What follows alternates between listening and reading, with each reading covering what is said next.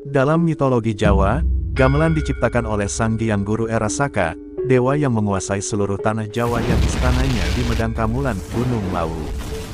Pertama-tama, Sang Hyang Guru menciptakan gong untuk memanggil para dewa. Kemudian, gong menjadi dua lalu disusul satu set gamelan. Gamelan berasal dari kata gamel, yang dalam bahasa Jawa artinya memukul atau menabuh, sedangkan akhiran an merujuk pada kata benda. Secara keseluruhan bisa dimaknai sebagai seperangkat alat musik yang dimainkan dengan cara dipukul atau ditabuh.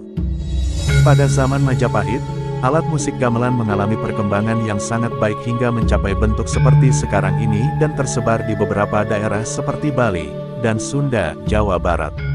Bukti otentik pertama tentang keberadaan gamelan ditemukan di Candi Borobudur, Magelang, Jawa Tengah yang berdiri sejak abad ke-8. Pada reliefnya terlihat beberapa peralatan seperti suling bambu, lonceng, kendang dalam berbagai ukuran, kecapi, alat musik berdawai yang digesek dan dipetik, termasuk sedikit gambaran tentang elemen alat musik logam. Perkembangan selanjutnya, gamelan dipakai untuk mengiringi pagelaran wayang dan tarian, sampai akhirnya berdiri sebagai musik sendiri dan dilengkapi dengan suara para sinden.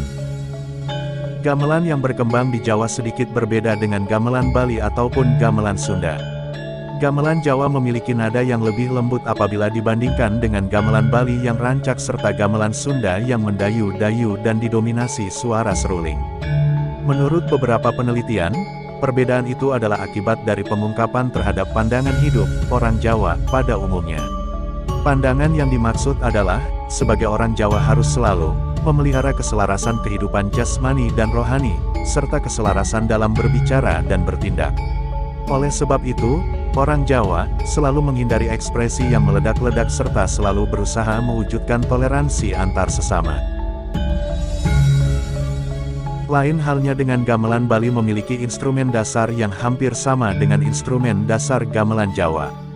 Perbedaan yang paling kentaranya ada di ukuran instrumen yang lebih kecil, suara instrumennya yang jauh lebih nyaring, dan juga alat pukulnya yang lebih ringan yang sangat memungkinkan para pemain di dalam memainkan gamelan secara cepat. Instrumen-instrumen gamelan Bali ini ada gangsa, ugal, jegogan, jublak, gong gede, kempur, klentong, reyong, trompong, cengceng, suling, rebab, dan kendang. Di gamelan Bali, kendang memiliki peran di dalam menuntun ekspresi serta tempo di dalam keseluruhan lagu.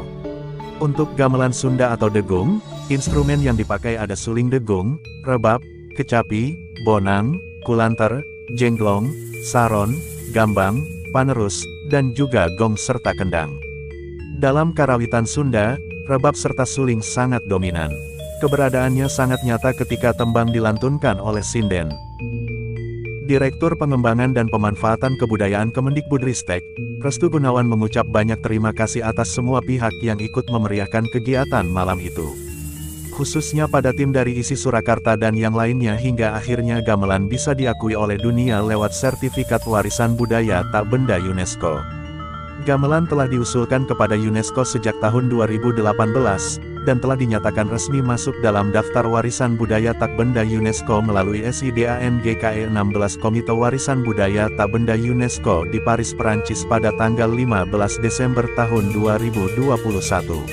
Gamelan ditetapkan bersama dengan 46 warisan budaya tak benda lain, di antaranya Nora, drama tari di Thailand Selatan, dan Al-Naur, kerajinan seni tradisional dari Irak. Sarjana berkebangsaan Belanda, Dr. Jan Laurens Andreas Brandes tanggal 13 Januari tahun 1857 tanggal 26 Juni tahun 1905 pernah mengatakan bahwa jauh sebelum muncul pengaruh budaya India di Nusantara, kita telah memiliki keterampilan budaya atau pengetahuan yang mencakup 10 butir. Ke-10 butir itu adalah wayang, gamelan, ilmu irama sanjak, batik, pengerjaan logam, sistem mata uang, ilmu pelayaran, astronomi, pertanian sawah, birokrasi pemerintahan yang teratur. Brandes adalah seorang filolog, ahli bahasa kuno, kolektor barang kuno, dan leksikografer, ahli penyusun kamus bahasa langka. Pendapatnya itu ia kemukakan pada 1889, saat berumur 32 tahun. Beberapa tahun kemudian ia menjabat Ketua Komisi in Nederlands Indie voor Kundige Onderzoek op Java en Madura, Komisi India-Belanda untuk penelitian arkeologi di Jawa dan Madura, yaitu cikal bakal dari Dinas Purbakala. Royal School for Deaf and Communication Disorder salah satunya institusi yang memberikan pelatihan gamelan. Di Perancis, gamelan pertama kali diperdengarkan pada tahun 1889, yaitu pada acara peringatan 100 tahun Revolusi Perancis.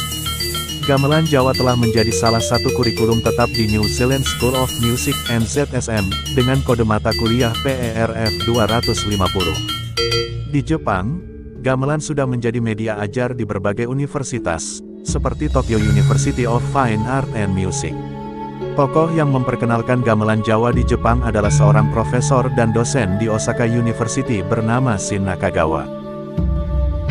Wujud paling nyata dalam musik gamelan adalah tarikan tali rebab yang sedang, paduan seimbang bunyi kenong, saron kendang dan gambang serta suara gong pada setiap penutup irama.